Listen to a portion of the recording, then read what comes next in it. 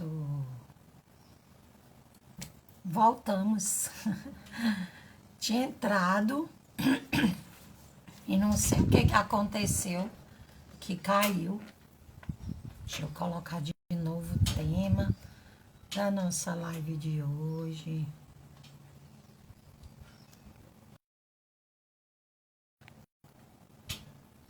Jesus,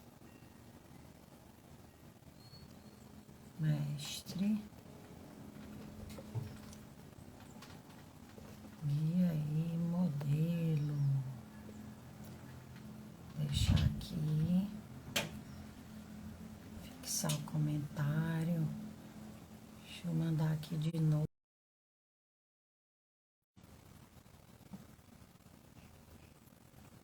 Acho que hoje a gente entrou mais cedo, um pouquinho. E aí ela não quis não, derrubou. A live não quis ficar, caiu. E aí a gente voltou novamente.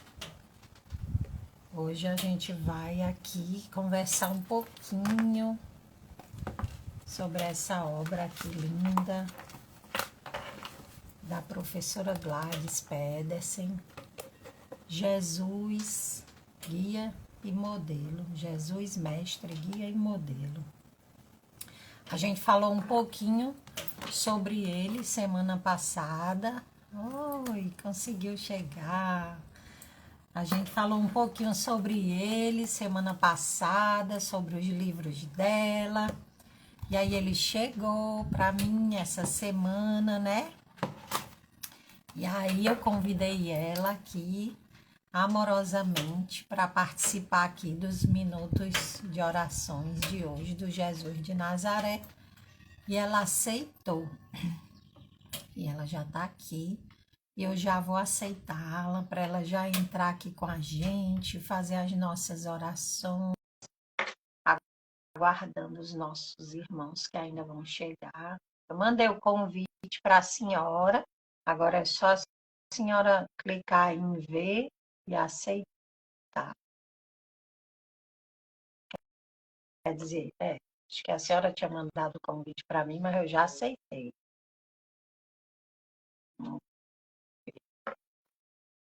Olha, tá dando certo. Mas eu estou vendo certo. Não estou lhe vendo. Não estou lhe vendo ainda. Eita, sim. que vista bonita. Quer me mostrar aí essa vista bonita, né? Não, é que eu tô. Tá invertido aqui, né? Aqui. Tá bom. Consegui entrar. Agora, seu Silvio é aquele que tinha que aparecer para a gente dar tchau para ele também. Oi, seu Silvio. Seja bem-vindo. Tô muito barbudo. Não quer aparecer, não, né? Aparece aqui do meu lado, senhor. Não é? Olá. Olha, Olá. o senhor é o pai dessa obra também, tem que aparecer representando a Olsen, né? Tá bom. Bom trabalho para vocês. Aí, ó quem apareceu também, ó. Eu não tô vendo. A Ana. Eu não tô te vendo, só me vejo. É? Às vezes acontece isso, não se preocupe, não. Às vezes o Instagram faz isso. A pessoa que está na live só se vê, mas eu estou lhe vendo e estou me vendo, e aí o pessoal vai lhe ver, e depois na gravação fica nós duas. Mas acontece. Tá Já certo. tem gente chegando aqui. Está todo mundo vendo a professora Gladys? Diga aí para mim, mas eu acho que sim. É porque às vezes acontece isso e a pessoa só se vê, mas nós estamos aqui lhe vendo. Seja bem-vinda, saudade da senhora. Ai, meu Deus, está me vendo, né? A saudade é grande, né, Herda? Mas a gente está sempre junto em pensamento, né, na vibração, no nosso ideal. Isso é importante, né? E eu vendo a Aninha crescer de longe, né? Com saudades, né? E dos filhos, e do maridão também. Um abraço para todos. Né, ó, tá aqui na live também. A Regiane está aqui falando sucesso, Gladys. Regiane Schaeffer, é o sobrenome de A Regiane é aqui de Torres, do Rio Grande do Sul. Ah, A Regiane já está junto nesse momento. Que bom, querida amiga, a gente trabalha bastante junto também, né, nesse movimento, né, de luz, de harmonia, de preces, né? E nós precisamos resgatar essa visão, né, da espiritualidade que está sempre nos envolvendo. verdade. Aqui tem a Laline, tem o Josemar, tem a Dete, tem a Laura, tem a Rejane. Sejam bem-vindos. Se quiserem colocar de onde vocês estão vindo, a Cristina. Professora, a gente sempre abre, né, esses minutos de orações. Ele acontece todos os dias às 8 horas da manhã, desde que a pandemia iniciou, na página de Jesus de Nazaré, que é um centro que fica em Sobral, aqui no Ceará.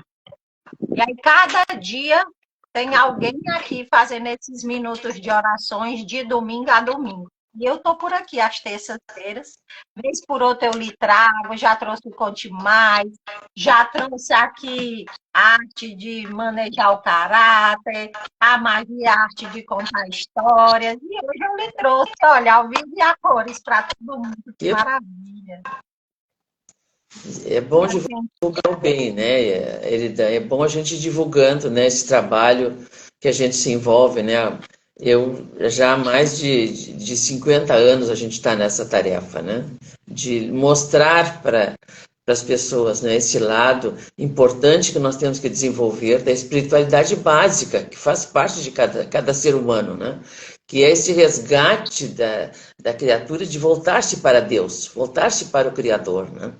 E isso está meio abandonado, né? Nós esquecemos nessa forma que nós vivemos aqui no mundo ocidental, nós nos desligamos bastante, né, deste caminho de luz e nós precisamos retomar. Então, trabalhos como esse do Jesus de Nazaré, né, que a gente abraça todos com muito carinho, é um trabalho muito importante, né, porque nos faz religarmos com Deus e com a espiritualidade amiga. Deixa eu lhe dizer uma coisa, a gente sempre inicia com uma oração, e eu queria pedir para a senhora fazer a oração de abertura para nós, pode ser?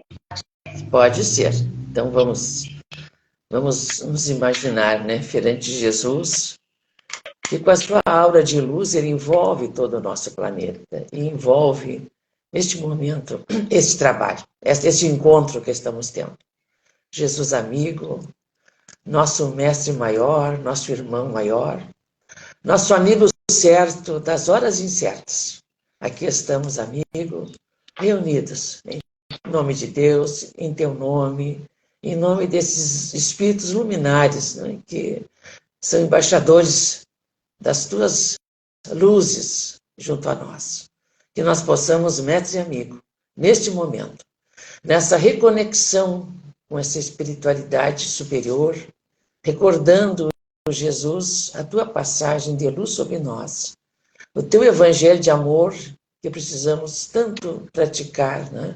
Tanto nos envolver. Nós te rogamos, mestre, neste momento, que a tua paz penetre em nossos corações, nos harmonize, né? Nos ajude a superar as nossas dificuldades pessoais e nos ajude a nos autoconhecer, né? a nos percebermos como seres imortais, divinos, filhos de Deus, irmãos teus. Mestre e amigo, que a tua paz permaneça conosco. Que assim seja. Que assim seja. Gratidão, professora. Então, comece falando para nós um pouquinho, né? Porque essa inspiração, de quando surgiu, como é que foi. Conte um pouquinho, apresente aqui a obra Jesus, Mestre, Guia e Modelo. Sim, nós faz mais de 10 anos que nós acalentamos essa ideia de escrevermos sobre Jesus de uma maneira direta, objetiva, sem visão acadêmica, academicista, sem palavras difíceis, nada disso, né? Mas trazer Jesus realmente de acordo com a nossa condição de conhecê-lo, de aceitá-lo, né? Porque por mais de 50 anos trabalhando com a evangelização infanto-juvenil, trabalhando também com grupos de adultos, né? Nós percebemos que pouco conhecemos Jesus na sua essência. E, e há muita confusão, né, de outras denominações religiosas que a gente respeita profundamente, né, mas há confusão a respeito deste ser, né, quem é este ser? E acalentávamos essa ideia. Primeiro pensamos, como se trabalhamos muito com a criança, com a infância ainda, né, trabalhamos, evangelizando, contando histórias, é uma coisa muito linda, isso é a nossa vida.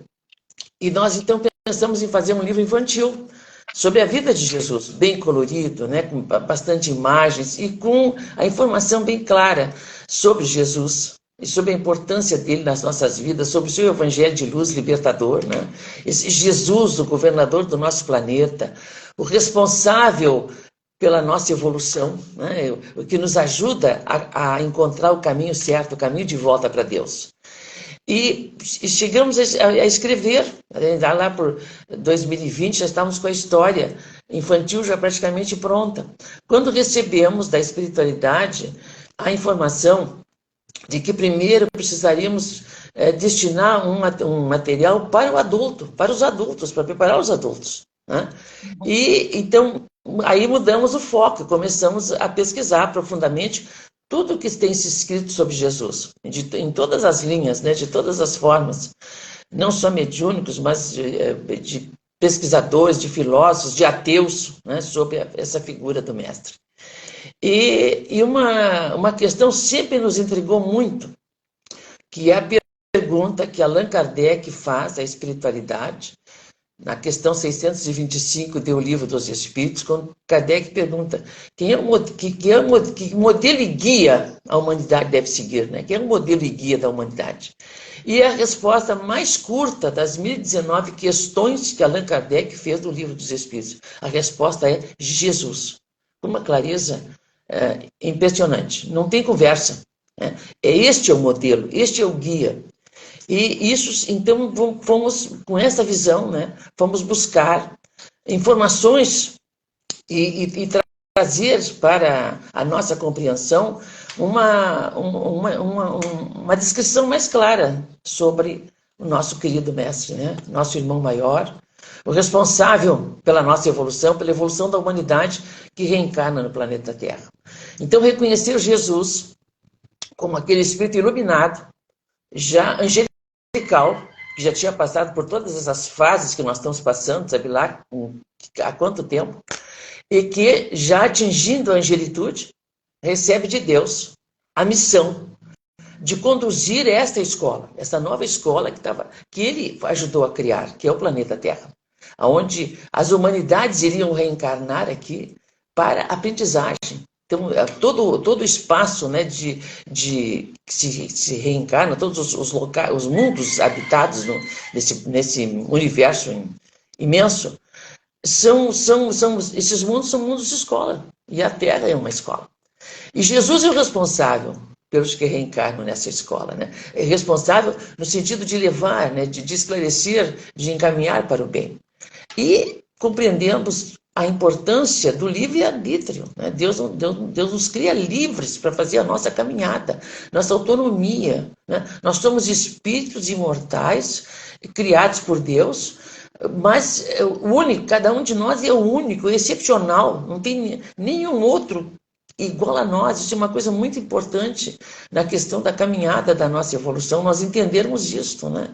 Que Deus nos cria únicos e responsáveis pela nossa evolução, pelo esforço que vamos fazer para nos auto-iluminar, né? Então, que este esforço todo Jesus já havia feito. Então, Jesus vem coordenando essas humanidades que vêm passando pela Terra, sendo responsável, né, enviando seus embaixadores de época em época, de povo em povo, representando a sua mensagem, né? E se nós vamos ver todas as mensagens que esses grandes luminares da humanidade, esses grandes avatares que deixaram, todas elas se resumem no amar a Deus sobre todas as coisas e o próximo como a si mesmo. Então Jesus foi enviando e chegou o momento em que ele veio trazer à Terra a sua lição, né? Veio viver, que até então tinha explanado, tinham trazido. O último foi Moisés, né, que deixou com toda clareza, né, os 10 mandamentos, que resumem realmente uma caminhada que nós temos que fazer.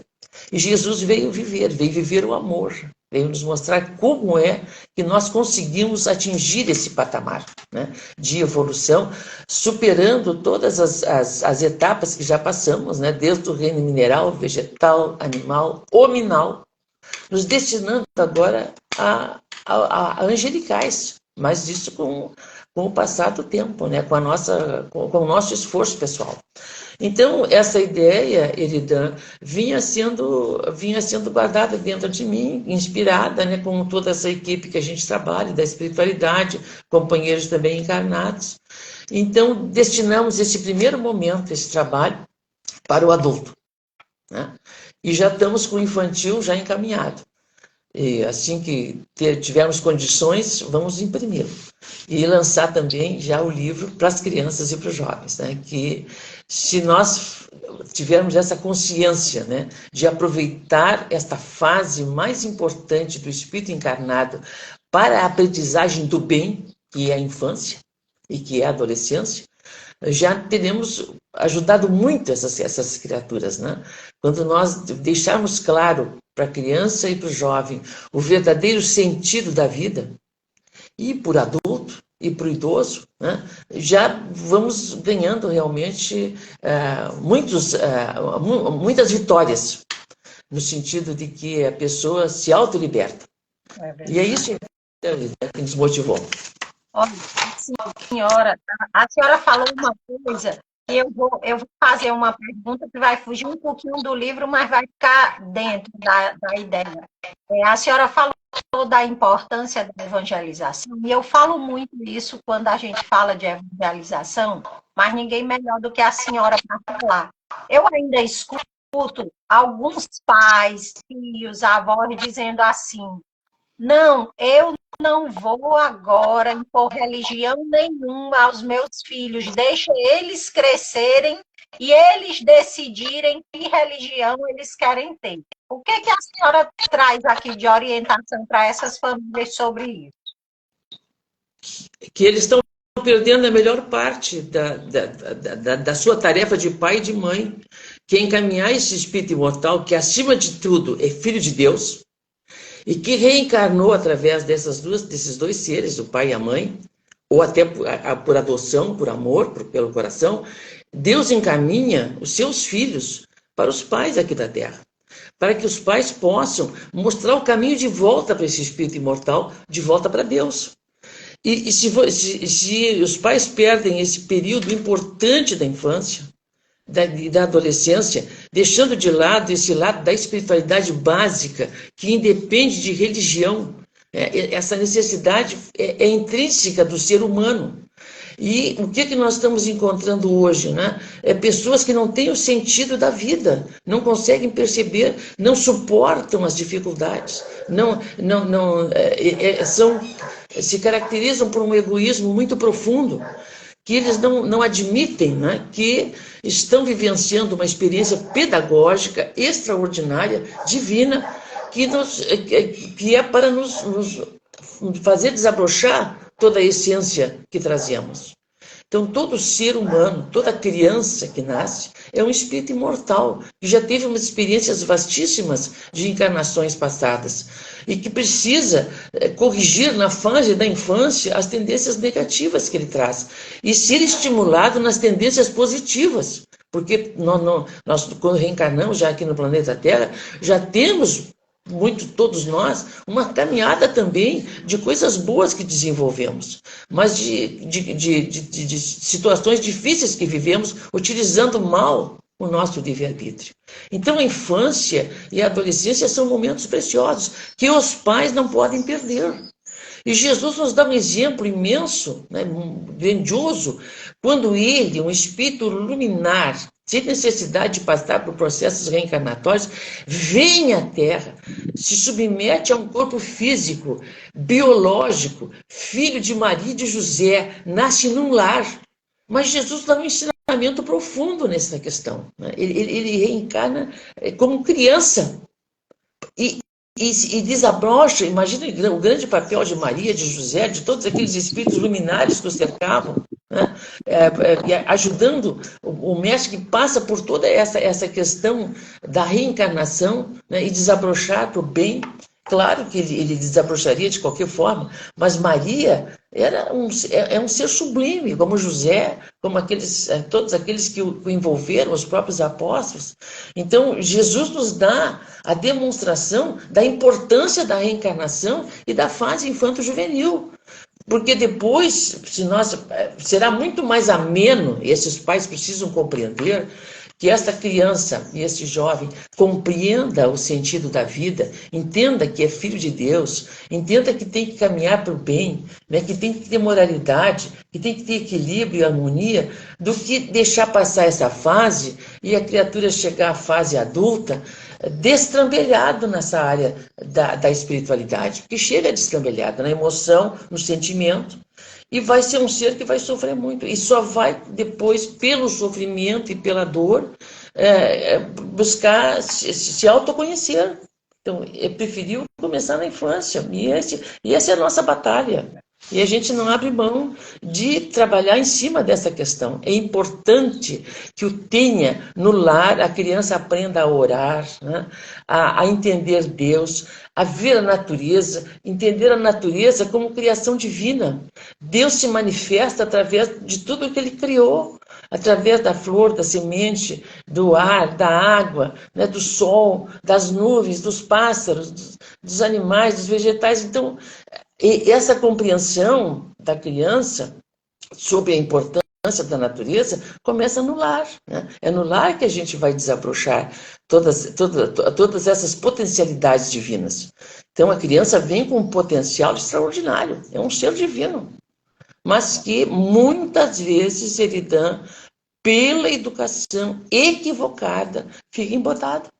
E às vezes a pessoa tem uma caminhada toda numa existência que fica prejudicada, né? Fica prejudicada, chega na fase de retornar à espiritualidade e fica e perdeu tempo. Muitos pais, e aí o irmão X é extraordinário, no livro Lázaro Redivivo, quando ele diz, Eridã, que 70% dos pais falham nessa tarefa, né, de encaminhar o filho, né, de mostrar o caminho de volta para Deus. E aí nós vamos ver na obra de André Luiz, por exemplo, no Nosso Lar, que o André Luiz coloca em um ponto do livro lá, que existem cursos lá na espiritualidade para aqueles pais que desencarnam e que não cumpriram com a sua tarefa de encaminhar os seus filhos para o bem, para Deus, para o Evangelho de Jesus, né? Então, eles vão fazer cursos lá na espiritualidade para depois voltar numa nova encarnação, para recuperar aqueles seres que eles não trabalharam em cima deles. Então, deixar passar esta fase da infância e da juventude sem despertar esse lado da espiritualidade que está latente, que está ali, que precisa ser estimulado. É muita responsabilidade. Então, encaminhar para essas escolinhas de evangelização, se são espíritas, por centro espírita, né? Ou se tiver outra religião, isso tudo vai ajudar. Mas essa religiosidade, Eridan, que a gente fala, é a religiosidade básica. Nascemos com ela. A criança nasce com a ideia de Deus. A criança nasce com a ideia de ser imortal. A criança nasce com a ideia da reencarnação. Isso é nosso, é do espírito, de que já estamos nessa fase ainda difícil, né? Ainda num mundo de provas e expiações. Mas já nascemos com esta interna, né, no âmago do nosso ser, com essa crença, com essa busca. Se não for estimulado, isso fica lá no inconsciente. Mas se for estimulado, a criança ensinada a fazer a prece, a reparar a beleza de tudo que existe à nossa volta, né, ela vai despertar. Professor, e aqui no capítulo 3, a senhora fala da infância e adolescência de Jesus, né? E a gente não encontra muito por aí sobre a infância de Jesus, sobre a adolescência de Jesus. Como foi para a senhora escrever esse capítulo, hein? Olha, Eridan, foi muita pesquisa, porque não há referências quase, né?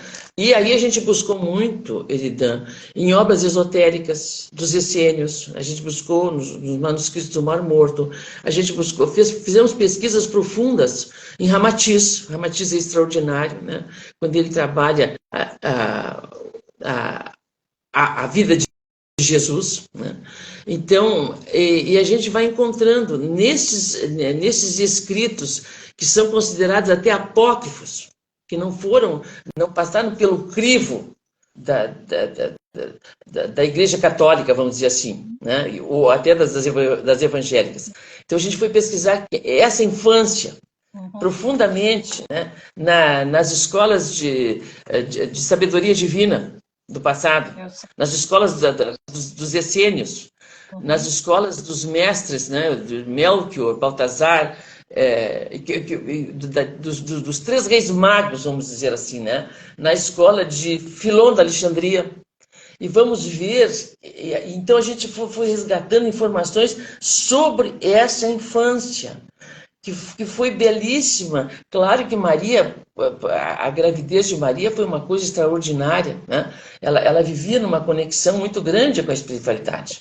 E ela, na espiritualidade, ela tinha feito um acordo, os espíritos superiores que se encarregaram desse amparo à vinda de Jesus aqui na Terra, Maria não poderia interferir como mãe no desenvolvimento no desabrochar de toda essa essência divina que Jesus trazia. Foi muito difícil para o mestre reencarnar num corpo físico, né? Como ele adensou seu perispírito por mais de 1000 anos para ter condições de vir num corpo humano, mas claro, assessorado por toda uma pleiade de angelical e mais espíritos iluminados como Maria, como José e como todos os que seguiram. Então Jesus teve uma infância, sim, muito importante, né? Ele apresentava um grande impulso criativo, né?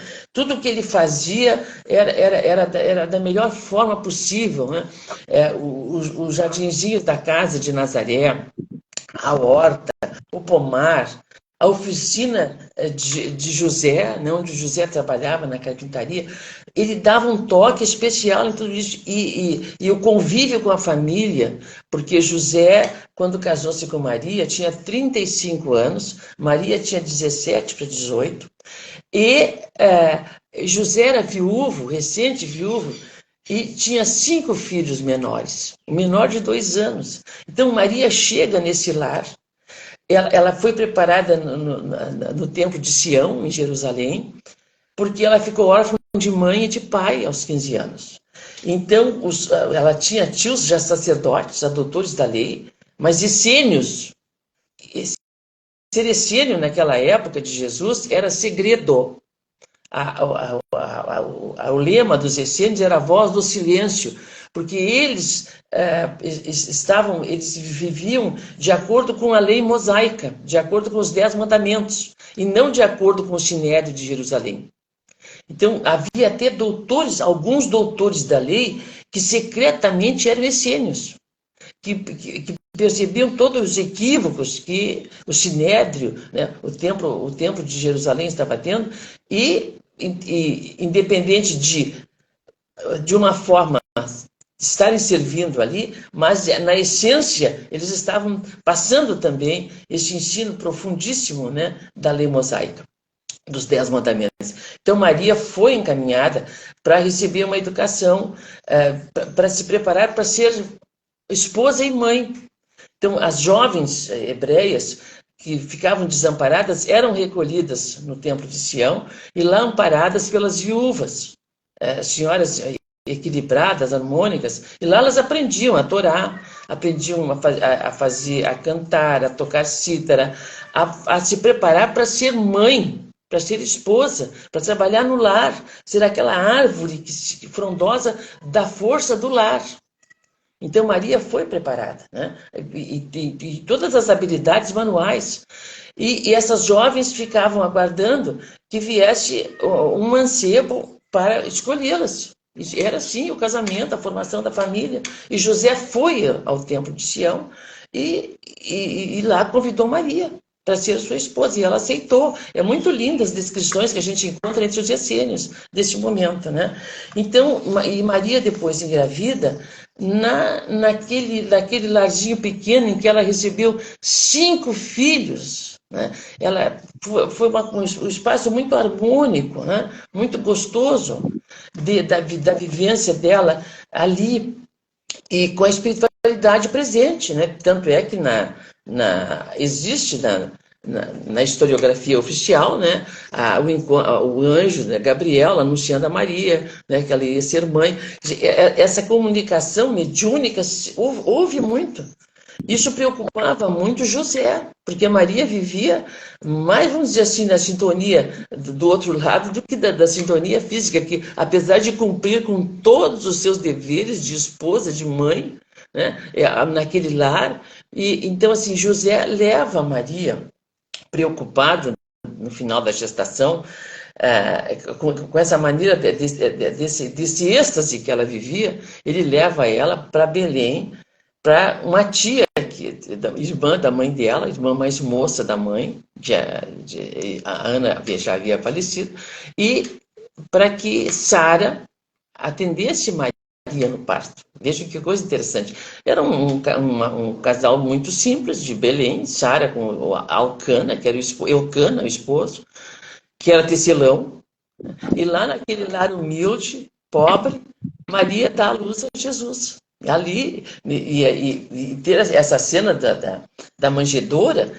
isso era comum nos lares, né? Nos lares do povo hebreu, né? De ter esse espaço junto com os animais, né? Ligado à casa. Então ali realmente foi transformado, né? O bercinho de Jesus foi realmente aonde os animais comiam, mas aquilo tudo muito limpo, muito organizado. E depois, mas havia tanta luz, todas as explicações que tem na historiografia oficial, realmente era uma luminosidade extraordinária. Então Jesus nasce nessas condições, né? E foi, depois quando eles voltam para Nazaré, depois que foram visitados pelos reis magos, né, que vem a lei, né, que tinha Herodes muito indignado, o rei judeu, né, porque havia nascido o Messias, o Salvador do mundo, o futuro rei de Israel. Ele ficou muito preocupado que ia perder o seu poder, então ele manda, como ele não conseguiu descobrir aonde estava essa criança, ele manda dar a ordem que todos os meninos até de 2 anos até 2 anos fossem eliminados naquela região. Então Maria e José já estavam em Nazaré. E eles então ficam 5 anos escondidos. Pelas pesquisas que fizemos, e não descrevemos isso no livro, isso fica para um outro futuro, são os essênios que é coberto. Através dos essênios. Então, a ideia de que foi para o Egito, talvez tenha ido, mas amparado por Filon, o filósofo de Alexandria, que era judeu. Eles ficam 5 anos fora da circulação de Nazaré. Depois eles voltam. E aí Jesus, como diz aqui, né, até nós colocamos aqui, Jesus era uma criança de inteligência incomum para a época, né? Pois seus conceitos e aforismos de elevada ética espiritual não só surpreendiam, como até escandalizavam os adultos. Ele era acima, uma percepção muito acima da criança normal, né? O seu caráter impoluto fazia-o transbordar além dos limites traçados pelo senso dos judeus da época, né? Ele fugia a todas as regras da infância, né? Ele defendia desde criança conceitos de justiça, de desprendimento, de dignidade, que ele se tornava estranho até entre seus irmãos. Ele não foi compreendido, né, logo de saída, né? E por volta dos 7 anos, ele começa a apresentar uma melancolia. Mas imagina, né, aquele ser iluminadíssimo, confinado num corpinho, né, de criança, né? E ele começou a deixar extravasar aquilo ali. Ele tinha muita dificuldade de agir normalmente como as crianças, mas ele brincava. Quando as brincadeiras se excediam, né, ele se retirava para a natureza. Então ele auriu na natureza uma fonte inesgotável, né, de energia, de amparo, e a espiritualidade amiga ali envolvendo, né? Quantos, né? E assim que ele teve uma infância em que já na infância foi demonstrando tudo isso. Ele era muito útil em todos os sentidos e se comovia com o sofrimento, com a dor do povo simples de Nazaré, da Galileia, né, que eram explorados duplamente. Mas vocês imaginam assim, né, Roma dominando, sendo dona política, né, politicamente falando, de todos os reinos conhecidos da época e dos judeus também. Roma explorava, cada judeu tinha que pagar o imposto para Roma, por isso aquela grandiosidade de Roma, né? Pelo outro lado, também o povo era explorado pelo sinédrio, porque todos tinham também que colaborar, né, com tudo que produziam para o templo de Jerusalém, né, para o templo de Salomão. Então, assim, havia muita pobreza, muito sofrimento, a lepra não tinha cura, as pessoas, a medicina muito atrasada.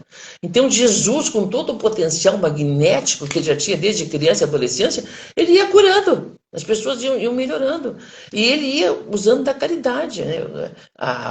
Ele frequentava desde a infância, assim, encaminhado pelos seus pais, ele ia junto na sinagoga de Nazaré. E ali, junto com o Azan da sinagoga, né, que também era uma pessoa iluminada, eles começaram já ali a ajudar as crianças pobres, as famílias pobres, tudo da cabecinha daquela criança, daquele adolescente, né? E aos 12 anos, quando ele foi levado ao templo, né, que aí contam aquela que ele ficou, vem aquela história que ele ficou discutindo com os doutores da lei, aquilo tudo é uma realidade, não tão daquela forma, mas ele lá no templo, porque todo menino com 12 anos, na família judaica, tinha que ser levado ao templo de Jerusalém nas festas da Páscoa, né, quando se comemorava a saída dos judeus, que já estavam escravos por 400 anos no Egito, carregados por Moisés e passados pelo Mar Morto, quer dizer, a passagem. Então, essa festa da passagem, da Páscoa, da superação da escravidão, era um momento de muita comemoração entre os judeus. E as crianças, aos 12 anos, tinham que ser levadas, e Jesus foi levado pelos pais, né, em caravana até Jerusalém. Nazaré distanciava 130 quilômetros, mais ou menos, de Jerusalém.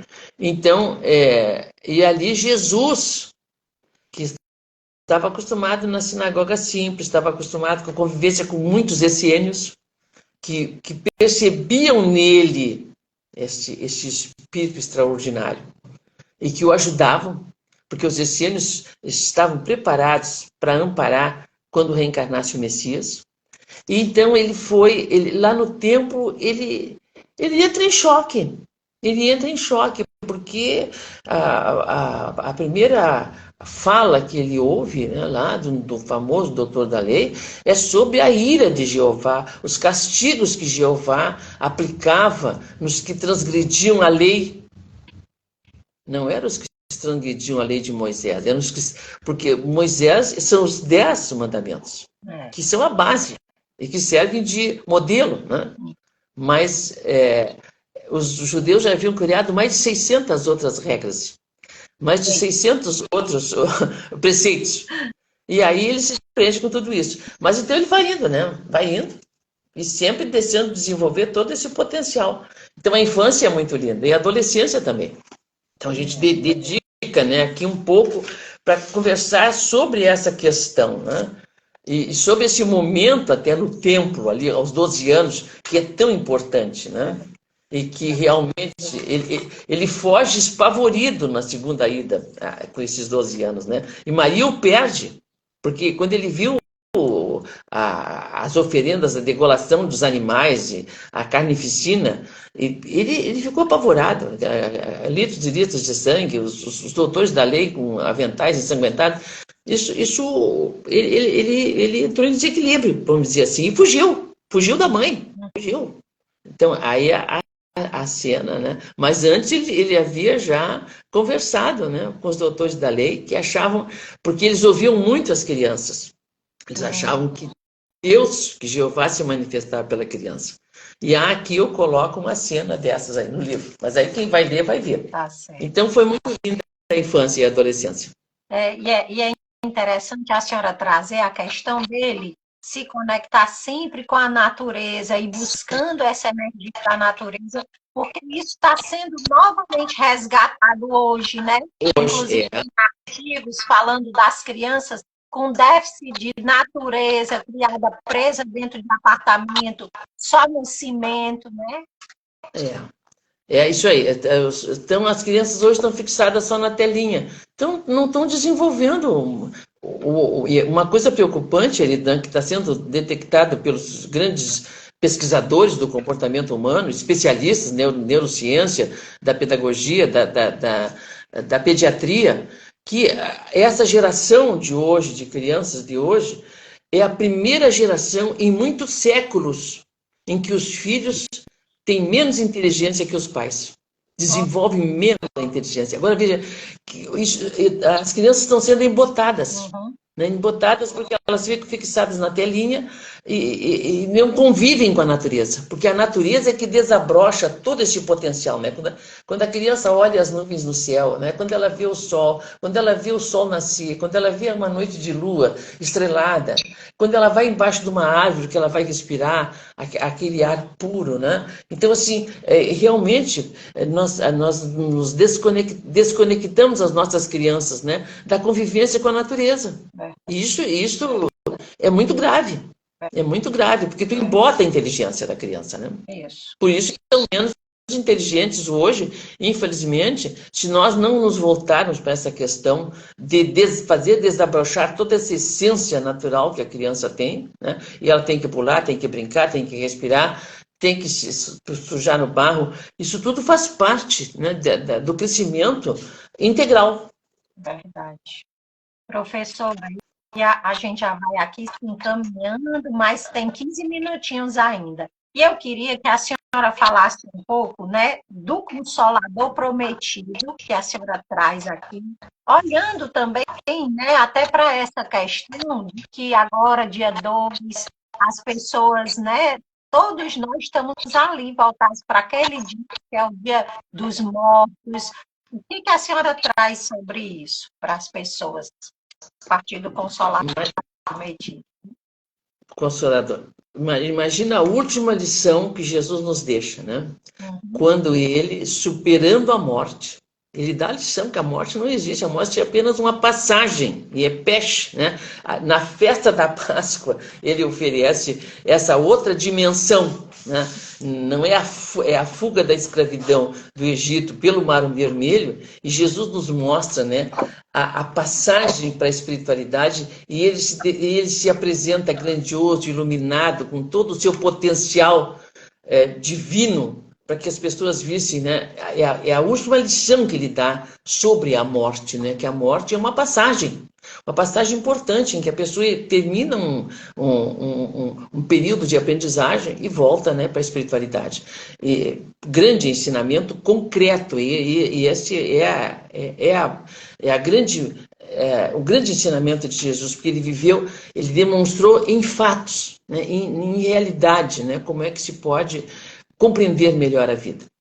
E a questão do Consolador Prometido, nós até dedicamos um capítulo, porque Jesus ele foi esclarecendo, né, foi conversando, e ele percebia que, claro, os apóstolos não podiam compreender muitas questões, mas eles tinham intrinsecamente alguns conhecimentos básicos, né? E Jesus disse: eu vou rogar ao Pai e ele vos enviará no futuro o Consolador, que vos ensinará todas as coisas e ficará eternamente convosco. Não resta dúvidas, Eridane, não tem dúvidas que o Consolador, que Jesus falava, depois ele vai se manifestar também, na época de Allan Kardec, através dos médiuns, né? O Espírito Verdade, e na verdade Jesus, né? Que se manifesta e explica, né, que todos os ensinamentos que ele falou não passam, vamos dizer, porque nós não tínhamos, na época, nas nossas condições de espíritos encarnados, a compreensão necessária para entender a reencarnação em todos os seus detalhes, a lei de causa e efeito. Né? Então, Jesus apresenta, né, e promete para a aflição dos seus apóstolos, que os apóstolos ficavam muito aflitos com tudo que ele ensinava e que ele explicava que ele iria voltar para a casa do Pai, e ele explicava muitas moradas na casa do meu Pai. Então, essa aflição dos apóstolos, ele vai mostrando que futuramente viria um Consolador. Né? Os apóstolos entendiam que seria ainda naquela época. Né?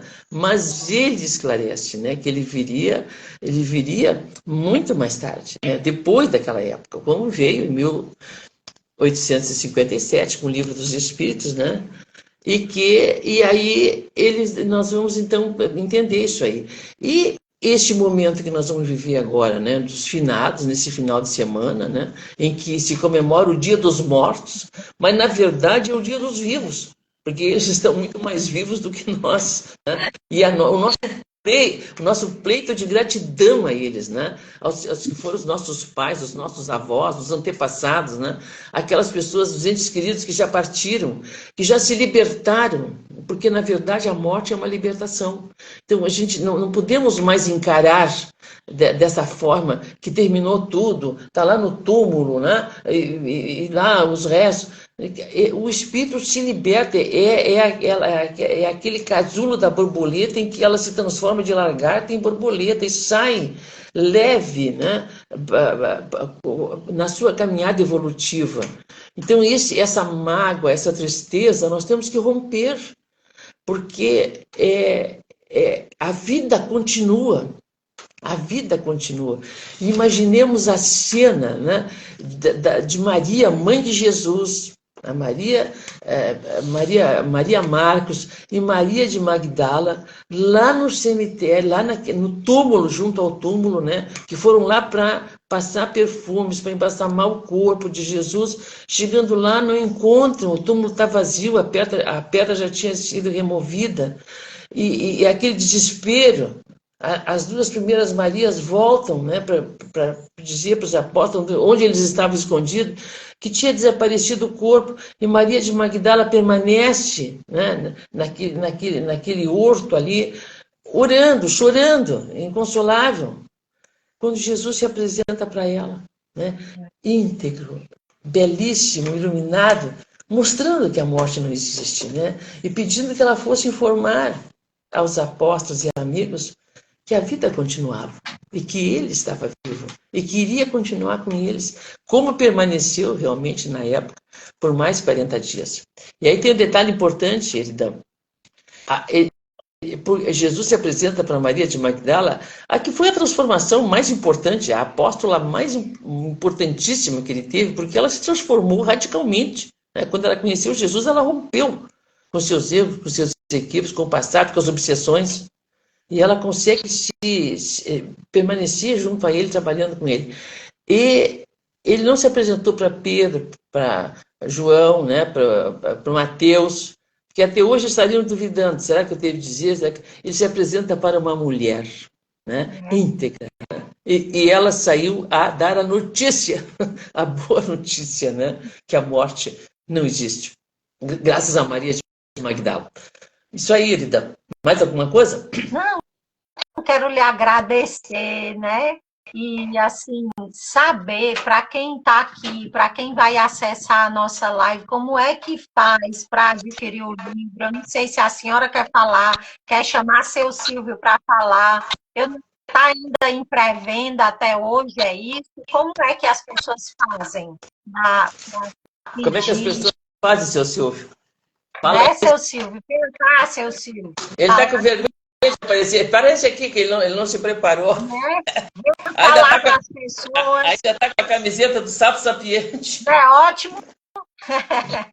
Então, seu Silvio, para quem quiser adquirir o livro, como é que tá? Até quando que é pré-venda? Como é que pode fazer? Explique aí, por favor. O livro pode ser adquirido através do site olseneditora.com.br. Certo. Olsen Editora junto.com.br. Ali tem o livro, a pessoa entra por ali. Ou então através de Pix, mas aí teria que fazer um contato primeiro com a gente. O melhor é através do site olseneditor.com.br. Eu vou deixar na descrição desse vídeo. Agora me diga até quando que é pré-venda, seu Silvio? Olha, no site hoje o preço muda a partir de amanhã. Hoje ainda é 45, amanhã passa a ser 55 porque começou a feira do livro. Então nós não podemos ter uma discrepância muito grande com os nossos promotores que estão divulgando o nosso livro na feira. Então no site vai passar a ser 55, mas ainda hoje seria R$45, com a entrega no local enviado por conta da editora, a partir de amanhã 55, ok? Tá certo. E sobre a comenda, hein, da professora Gladys, já passou, não é amanhã? É dia 2? Na comenda eu vou receber no dia 8 agora, na sexta-feira que vem. Certo. É a proposta de uma aluna que é vereadora, né, e que reconhece o nosso trabalho, e que, então, a gente está recebendo que é o maior prêmio, vamos dizer assim, a maior comenda da Câmara de Vereadores de Porto Alegre. Eu vou me tornar cidadã, educadora emérita de Porto Alegre. Nada disso nos envaidece, porque, na verdade, nós representamos todo esse grupo, né, Eridan, de educadores, e essa homenagem eu vou oferecer a todos os que têm me acompanhado, né, nesses 50 anos de trabalho.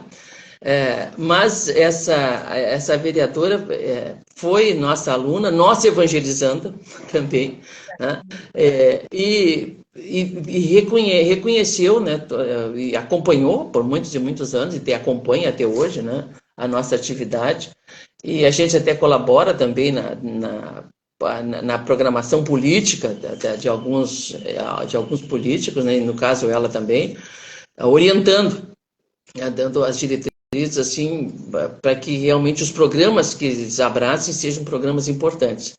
E então, assim, a gente vai receber, e na Feira do Livro de Porto Alegre, que é um momento muito importante também, nós vamos estar autografando no sábado, né, no próximo sábado, dia 9, às 17 horas, né, então vai ser um momento importante. E vamos já nos preparando para fazer o nosso livrinho infantil. Jesus, mestre, guia e modelo para a nossa humanidade, especialmente para a criança e para o jovem. Muita maravilha. E aí a senhora diz todinho para a gente ir, né, se organizando por aqui para divulgar também, né? E aí já fico aqui esse espaço, deixo aberto, se tiver vaga aí na sua agenda, pelo menos uma vezinha no mês, quiser passar por aqui trazendo um tema para nós, vai ser muito bem-vindo, vai ser um presente, viu? Olha, Eridan, tu sabe que tu és uma filha do nosso coração, né? Tu sabe o quanto nós te amamos e o quanto foi importante o nosso encontro aqui no Rio Grande do Sul, né? O trabalho juntos. Isso, ambas crescemos bastante. Mas o que é mais importante, Eridan, vocês vão chamando, porque a gente tem muitas atividades, apesar de já estar chegando para os 80 anos, isso não nos pesa nada, graças a Deus. Mas a gente continua trabalhando com as crianças, continuamos contando histórias, continuamos com a educação infantil, lutando, né, por essas alminhas especiais. E a gente cada vez se encanta mais de ver o potencial que esse espírito imortal tem na infância e que deve ser desabrochado. Então nós não podemos perder tempo, que esses pais se alertem, né? Que eles façam desabrochar isso aí para que essa criança e esse jovem seja já mais inteligente do que ele. né, perceba a vida com mais clareza do que o próprio pai e a própria mãe. Porque onde nós largarmos essa sementinha nesse coração, né, esse é o solo fértil da parábola de Jesus, do semeador. É o solo, é a mente infantil. Então, lançar semente do bem nesta fase, ela frutifica muito melhor. E é isso que nós desejamos, né? Que isso aconteça realmente nos lares. E Jesus alertou para os seus apóstolos, no último momento, a minha última fala aqui do livro, né? Jesus alerta. Quando os apóstolos perguntaram, mas mestre, vai ser logo, vai se implantar o reino de Deus? Jesus disse, não. Aí a Amélia Rodrigues, que nós colocamos ali, né? A referência à Amélia Rodrigues, Jesus explica para eles, levará 20 séculos. Eita. E só vai haver a mudança, Jesus explica para eles, quando os lares se evangelizarem. Os lares se evangelizarem. Isso vai acontecer daqui 20 séculos. E ele promete ali que os seus embaixadores estariam trabalhando incessantemente nos lares para que isso acontecesse. Então, é a época, né? Nós não podemos deixar passar esta oportunidade. Muito bem, grata pelo encontro, né? Por matarmos a saudade. E muita paz a todos aí de Sobral, né? De Jesus de Nazaré. É uma alegria muito grande ter este contato com vocês hoje de manhã. Muita paz a todos. Gratidão.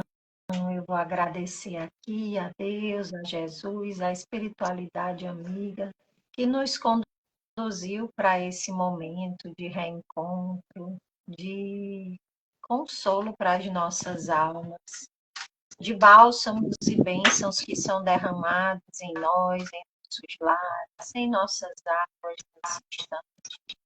Nessa obra que a professora Gladys traz, mas que com certeza vem com um objetivo muito maior da espiritualidade amiga, que ela expanda e alcance todos os corações dispostos a ouvir e seguir as orientações do Cristo, auxiliando na transição planetária que já se faz urgente. Assim sendo, gratos que estamos, nós encerramos os nossos minutos de orações da manhã de hoje, levando conosco, por onde formos em todos os dias, em nossos corações e naqueles que se encontram também agora em nossos pensamentos, todos esses bálsamos que foram trazidos para nós aqui. Que assim seja. Gratidão. A gente se vê por aí. Dona Ivoneide Calado, lá de Pernambuco, também passou, está aqui mandando um beijo, agradecendo a live. É muita gente agradecendo e eu nem dei conta de ler o nome de todo mundo, mas é isso. O Bruno agradece, botou o site aqui e vou botar na descrição do vídeo também, tá bom? Certo. Um beijo. A gente se fala. Gratidão. Professora, lhe amo, viu?